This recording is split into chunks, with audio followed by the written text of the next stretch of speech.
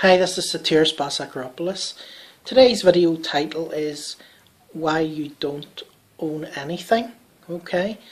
One of the things that a lot of people, a lot of poor middle class people generally tend to do, and we're all responsible for either doing or being at one stage of our lives, is, we all want to own everything. We want to own our own house, and we want to own our own car, and we want to have a lot of different, a lot of different things. And the really funny thing about it is that whenever you actually buy a car, the first thing you actually do is you register the car. Now, it depends obviously on what country you're in, but it's pretty similar, I think, throughout the world. But here in the UK, when you actually register your car, if you don't have your car taxed, basically, they can come and take your car and basically take it away and fine you and stuff like that. And the thing about it is that the reason they can actually take your car away and fine you is they can't actually take away your car, right?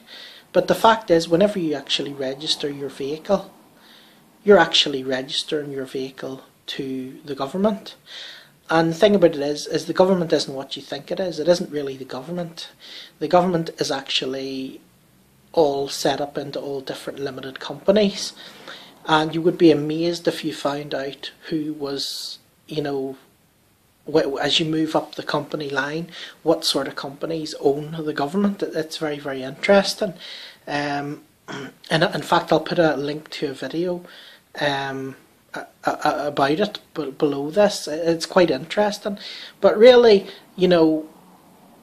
when you look at your vehicle licensing document, you'll actually see that you're not the owner of your car.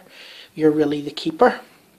And it's the same with your property and stuff. I mean, you may go and buy a property, and you may live in America or in the UK or whatever, and you may think, yeah, I own this property, But as soon as somebody comes and slips on your porch and takes and puts in a claim against you, or as soon as you don't pay your tax bill, you don't pay your tax bill to the government, you'll see that they'll come and they'll basically take the property off you.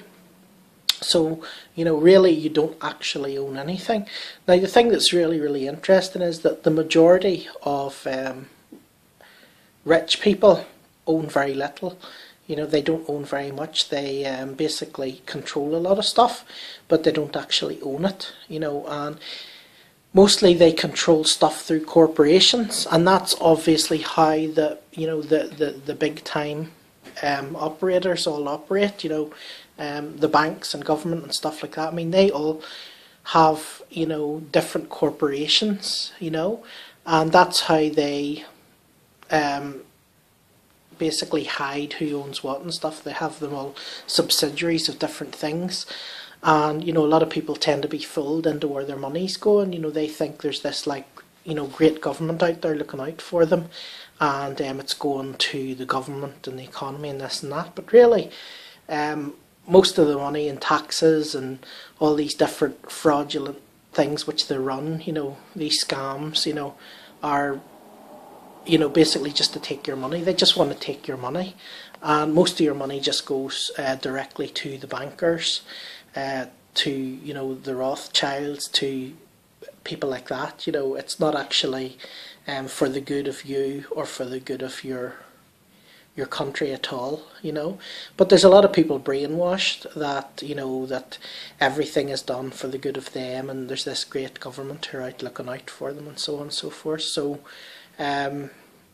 when you sort of do your research on that and you look into a lot of the stuff, you'll realise that that's all nonsense. I mean, even our monetary system is a complete sham, a scam, literally. You see it on the you see it in the news, and you see it in papers about people being done for robbing banks and people making counterfeit money, but really the banks and so-called government, who are actually private limited companies, they make up, they make up money all the time out of thin air, and it's okay for them to do it and charge you interest on it and get you to go to work to pay the interest on money that you weren't lent in the first place. And they legalise it through their own privately owned courts as well.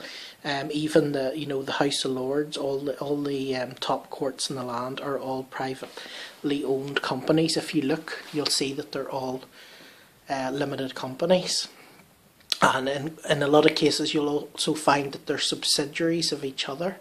You'll find they're subsidiaries of each other. If you check the video below and actually watch at the end, you'll find out quite a lot of interesting stuff.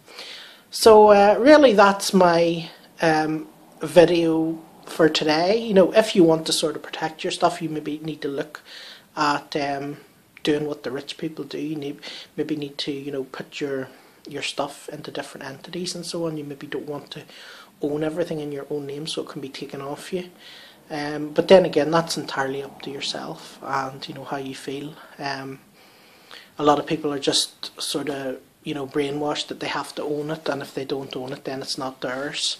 But like I said, once again, the majority of people who have money, they control everything through limited corporations and companies, but they don't own anything. So if you came, if you went to sue them, you wouldn't be able to get anything off them because they don't own anything. They don't own their car, they don't own their house, they don't own their business, they don't own anything, So it's very, very interesting subject. So I definitely advise you to, look into that and check it out, and check out the other videos on this channel. If you find this interesting, if you just like to click the subscribe button below, you can just subscribe to my videos just by clicking the subscribe button.